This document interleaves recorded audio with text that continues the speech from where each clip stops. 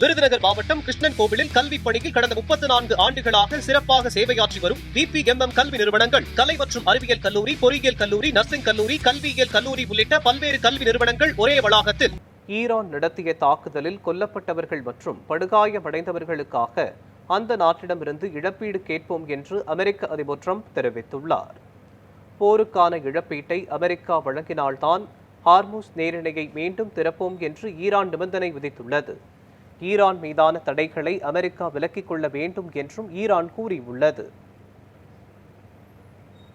ஈரானின் நிபந்தனைகளுக்கு பதிலடியாக அமெரிக்காவும் இழப்பீடு கோரும் என்று அமெரிக்க அதிபர் ட்ரம்ப் தெரிவித்துள்ளார். கடந்த 5 மாதங்களாக ஈரான் நடத்திய தாக்குதல்களில் கொல்லப்பட்டவர்கள் மற்றும் படுகாயமடைந்தவர்களுக்காக ஈரானிடம் இழப்பீடு கேட்போம் என்று அவர் கூறியுள்ளார். கடந்த 50 ஆண்டுகளில் ஈரான் ஏற்படுத்திய பாதிப்புகளுக்கான இழப்பீட்டையும் தங்கள் நிர்வாகம் ஈரானிடம் கோரவுள்ளதாக வெள்ளை மாளிகையில் செய்தியாளர்களிடம் ட்ரம்ப் தெரிவித்தார்.